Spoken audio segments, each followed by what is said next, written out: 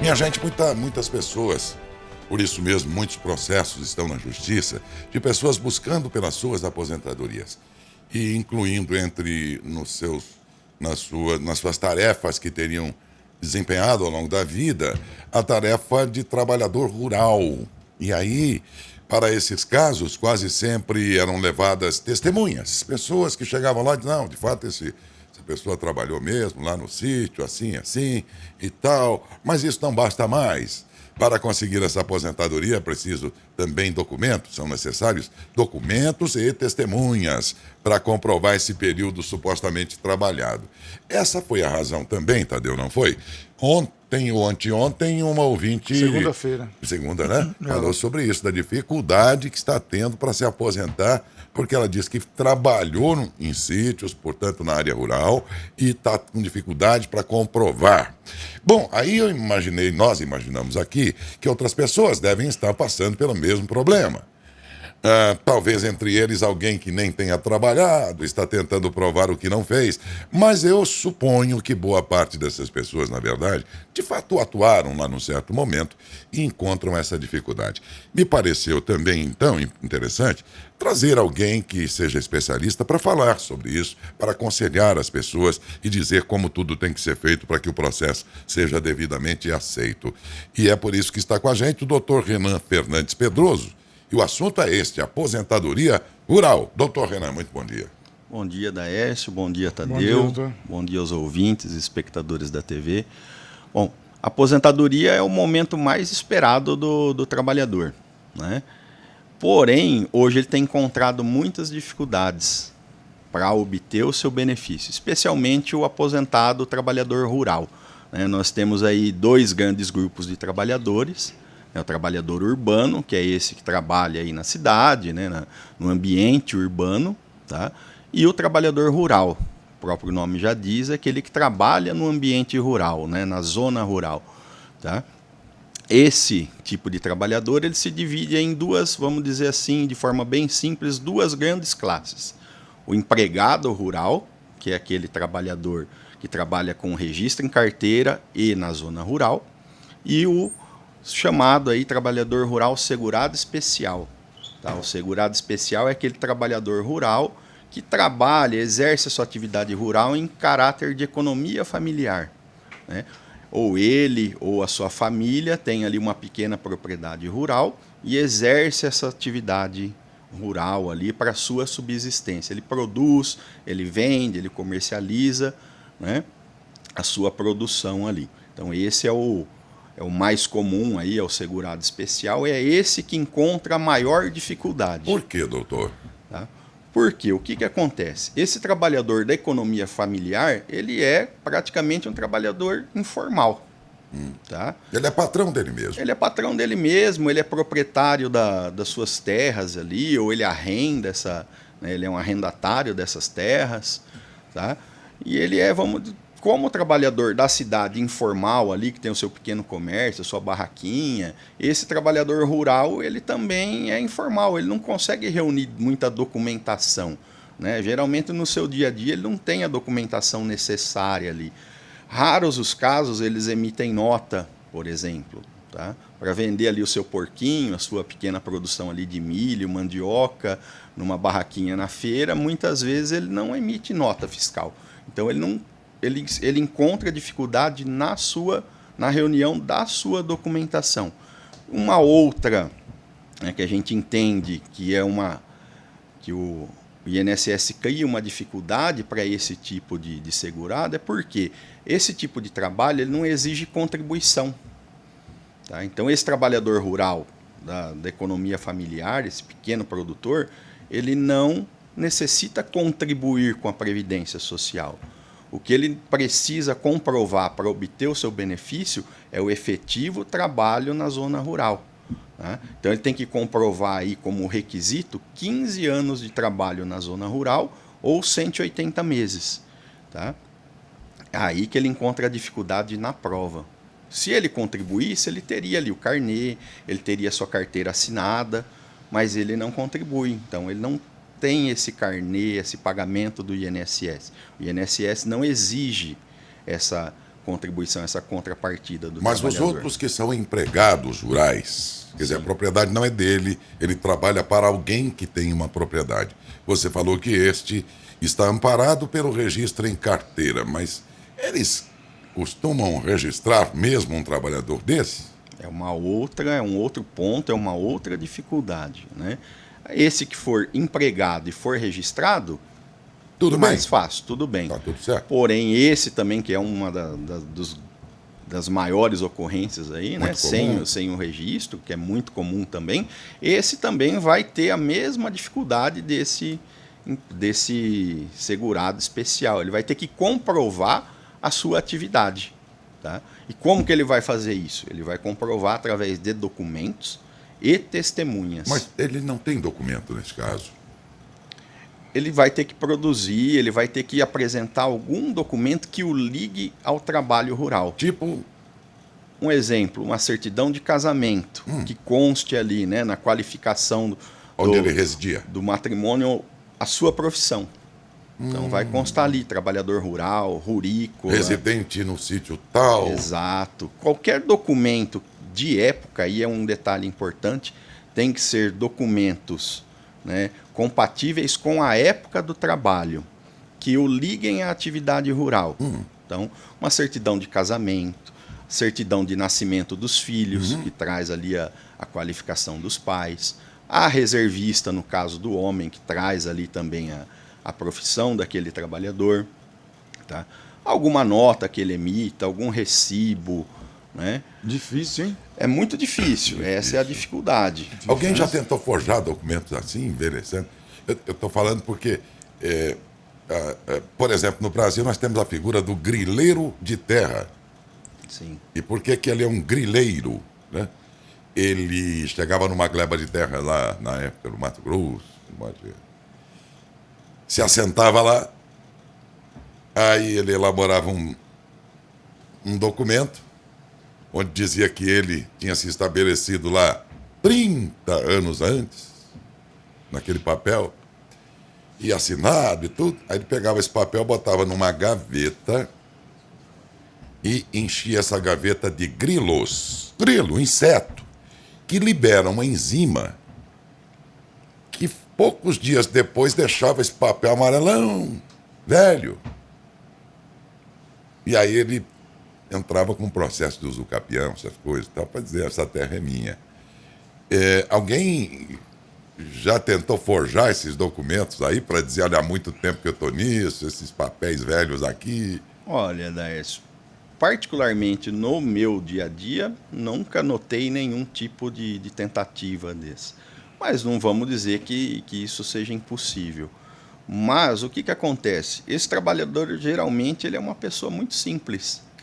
Então, na grande maioria dos casos, eu acredito que ele não vai ter essa ideia de forjar um documento. Ele não vai nem conseguir, muitas vezes, porque são pessoas realmente simples, essas pessoas da lavoura, aí, da economia familiar que a gente diz, aí, são pessoas muito simples, né?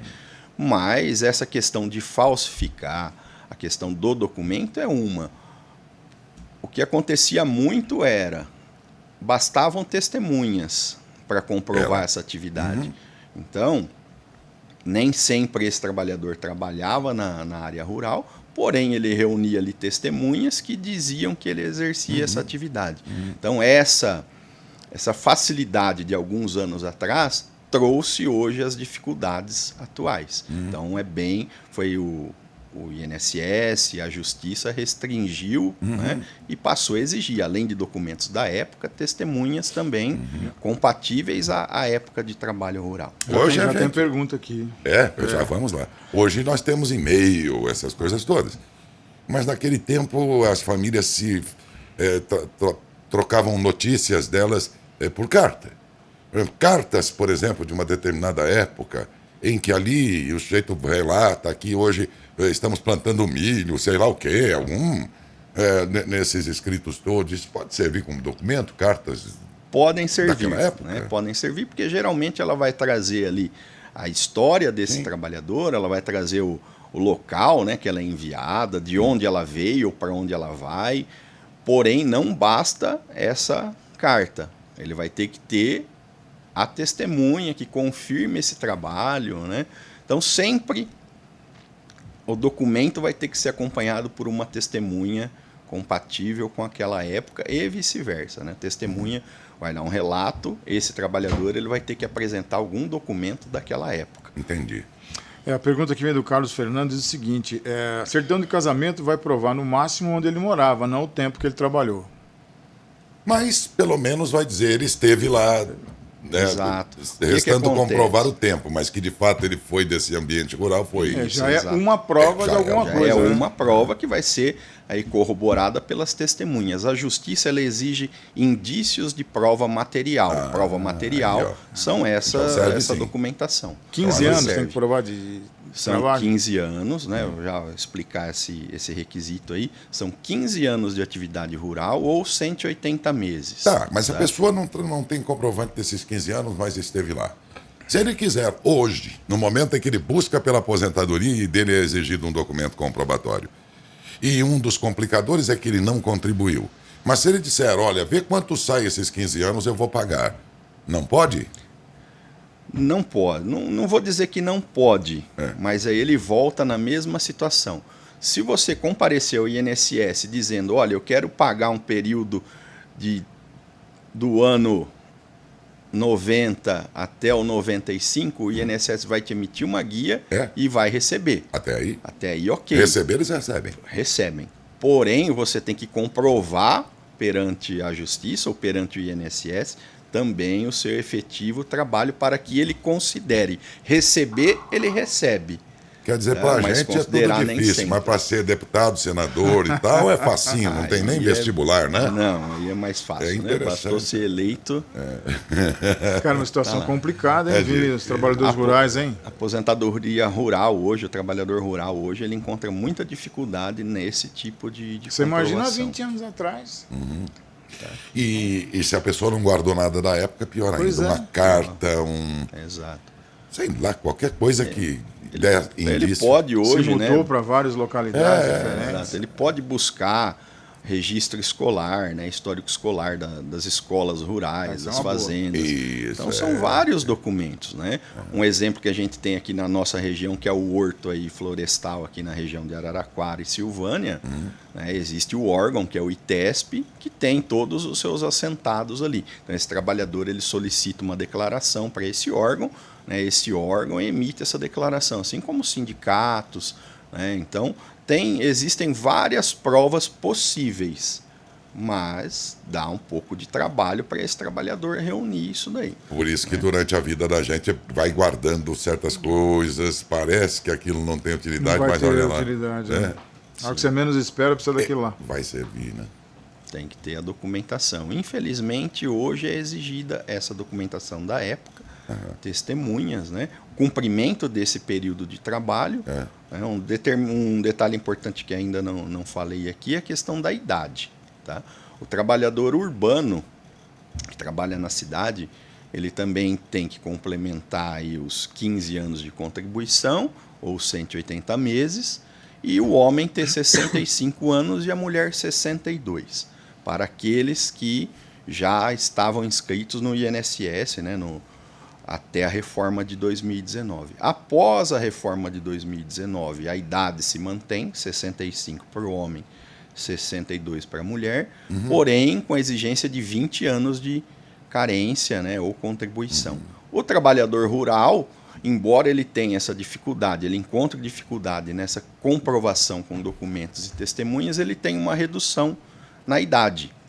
Então, o trabalhador rural, o homem, ele deve completar 60 anos e a mulher 55 anos, mais o período, né, a comprovação desse período trabalhado.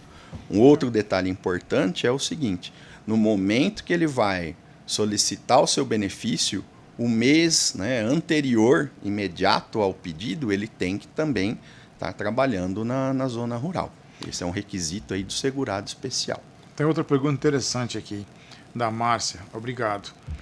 Imaginando que ele consiga comprovar que realizou o trabalho rural, ele não, mas não conseguindo comprovar quanto ele ganhava, Ele se aposentando, ele recebe o quê? Um salário mínimo? O valor desse segurado especial que não realiza contribuições é sempre o valor de um salário mínimo. Sempre é o mínimo. Sempre Ou quem é o não mínimo. contribuiu. Quem não contribuiu. Aquele que registrado, aquele que contribui, é baseado na média das suas contribuições. Né? Vamos acreditar que ele, de fato, embora não tenha contribuído, mas trabalhou efetivamente, né?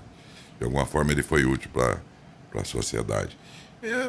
Aposentado é o ser um dos mais desprezíveis que tem nesse país. Desprezíveis no sentido de que a sociedade o despreza. Aliás, duas categorias. Estou vendo todo mundo buscar seus direitos. Acho bacana. Jeito que é LGBT, jeito que tem todo esse histórico de negritude na sua família, na sua herança genética. Está todo mundo buscando o seu lugar. Por achar que, não me deram o meu devido lugar aqui na sociedade. Acho correto. Mas eu acho que está na hora de fazer o mesmo. Os aposentados e os idosos. Que categoria numerosa, mais desprezada e mais quieta é o aposentado, por exemplo, e é o idoso. O idoso é maltratado, o idoso é desconsiderado, o idoso é desprezado, mas ele vai ter que fazer o mesmo. Pegar o mesmo caminho do movimento antirracismo, mesmo caminho de outros segmentos aí que se diziam até então excluídos, e começar a gritar. Não é verdade? Exato. O que acontece? Que defendem os idosos, os aposentados, existem muitas entidades, muitas associações. Mas aí também, como você, eu entendo que ainda não é vamos dizer, um barulho suficiente. Está muito quieto. É muito quieto. Vai ter que gritar para o mundo dizendo, nós existimos, na maioria das vezes o sujeito pagou por aquilo e o cara ainda diz, quem paga as contas desse país somos nós, que trabalhamos. Como quer dizer, o aposentado, esse cara aí, nós temos que pagar para essa gente. Não, eles pagaram. A vida inteira. A vida inteira. Pagaram uma vida inteira, meu amigo. Para de dizer essa besteira. Você vê como é? Há uma discriminação em torno do aposentado e também do idoso. Sim. O idoso é um encosto. O idoso é uma coisa que atrapalha. O idoso... Infelizmente... No respeito, no trânsito. Tanto que o cara vai lá e para na vaga do idoso, né? Para na vaga do idoso. Não dá preferência no idoso na hora de atravessar uma rua. O idoso é um serzinho inexistente, às vezes, para muita gente. Desculpa, doutor, nós estamos em outro contexto, mas está aí um assunto bom para uma entrevista, né? Começar a fazer um barulho aí para ver se a sociedade enxerga esse sujeito, porque ele fez muito pela sociedade. Embora existam muitas entidades lutando pelos direitos dos idosos e aposentados. A Associação dos Aposentados a Associação de Matão é uma algumas sérias, né? Outras não, né? Houve... Até recente, essa semana, saiu um estudo, uma pesquisa sobre a renda desses aposentados. Né? 7 ou 8 em cada 10 aposentados ou pensionistas recebem o valor de um salário mínimo. 80%. 80%.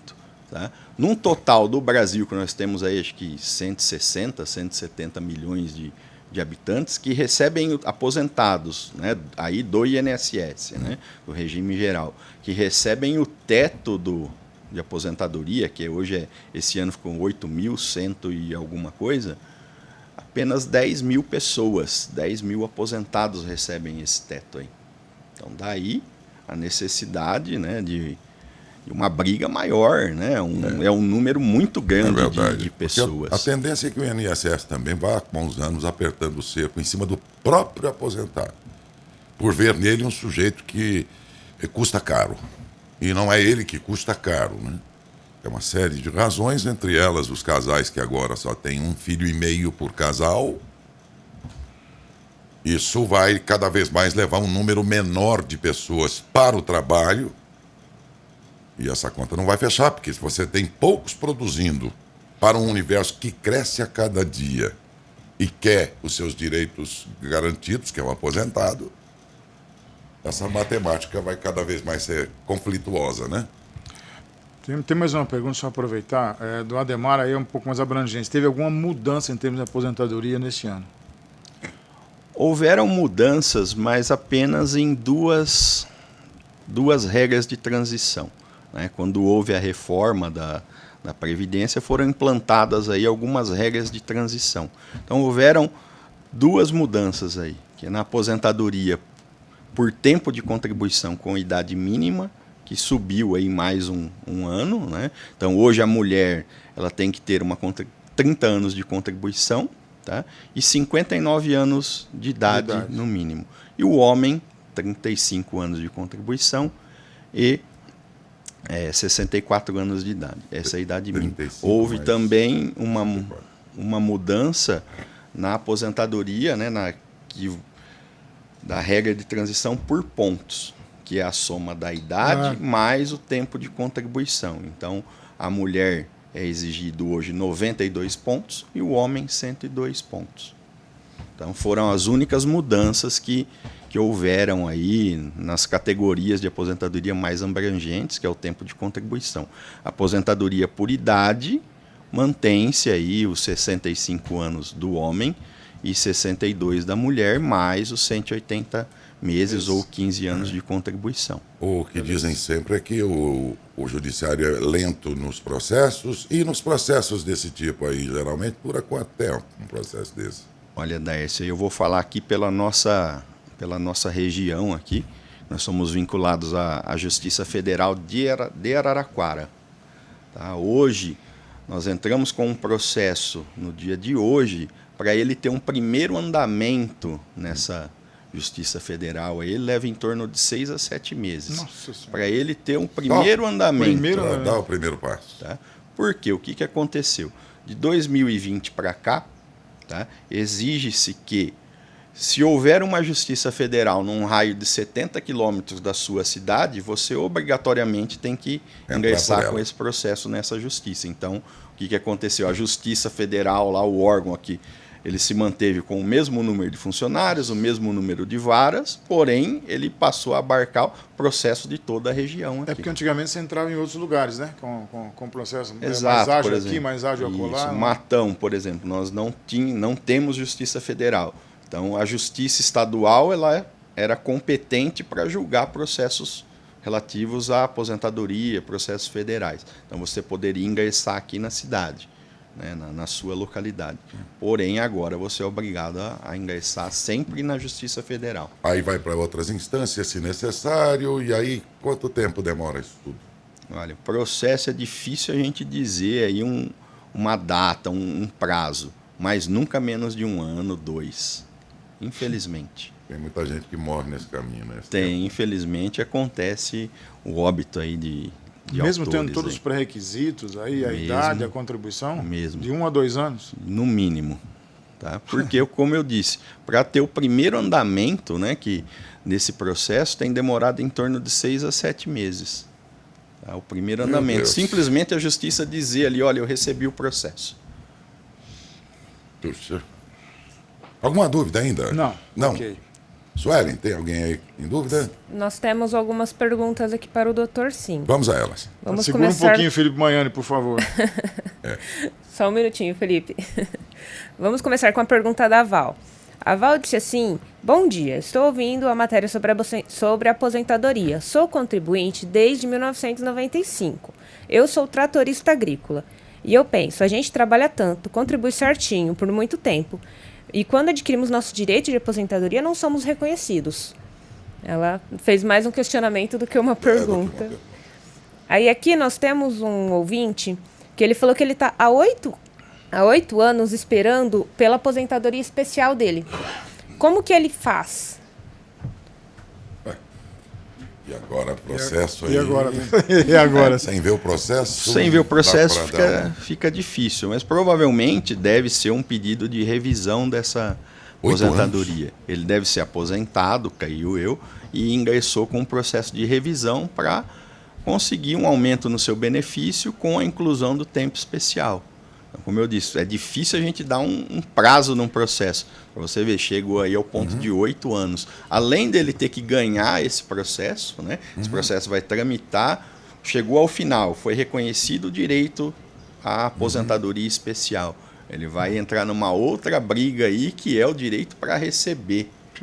Né? Se ele vai ser apresentado o cálculo desses valores que ele tem a receber, muito provavelmente o INSS questiona esses cálculos vão para a contadoria judicial, que chega ao valor, definir o valor, aí ele vai entrar ou na requisição de pequeno valor, que essa até paga em 90 dias após a solicitação, ou, conforme pelo prazo dele, inclusive, que ele já está aguardando aí, provavelmente ele entre no pagamento via precatório.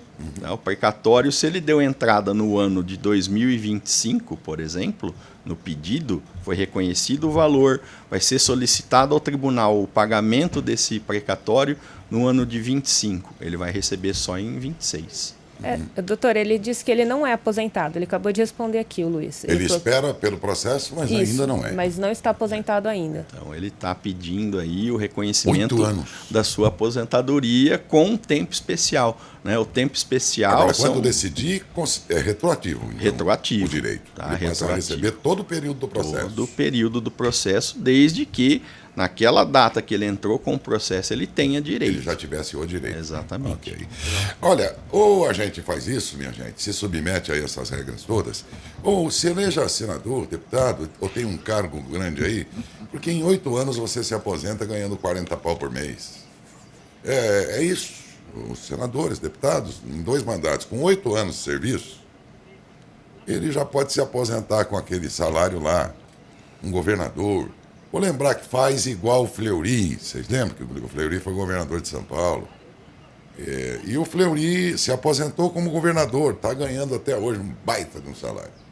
E para justificar o tempo de serviço dele no processo dele, ele fez uma juntada do tempo em que ele era estudante universitário. Ele conseguiu incluir como tempo de serviço o tempo que ele estava na faculdade, senhores. E ele conseguiu se aposentar, está muito bem, obrigado, e faça como ele. É isso. Obrigado, doutor. Imagina, Daício, eu agradeço o convite, espero ter esclarecido as dúvidas e está sempre à disposição. Só queria que você, Daício, a hora que anunciou que eu estava a caminho, um colega advogado aqui que é muito fã seu, ouvinte diário aí, o Eduardo Coelho, pediu para pedir um bom dia aí para você. É uma honra, um bom dia para ele. Tê-lo aqui como nosso ouvinte, o telespectador Eduardo Coelho. Advogado? Advogado. Doutor Eduardo Coelho, muito obrigado. É uma honra para nós tê-lo como nosso fã, como você está dizendo aí, também como nosso ouvinte, o telespectador. Estamos muito felizes de saber da sua audiência aí. Muito obrigado, doutor Renan, mais uma vez. Eu que Mas tem agradeço. sido sempre muito gentil com a gente, doutor Sempre, Renan. Sempre facilitando as coisas para que a gente tenha e consiga levar até vocês o melhor esclarecimento sobre os assuntos. Bom dia e bom dia. Bom dia e bom dia. Muito bom dia. Bom dia, bom dia.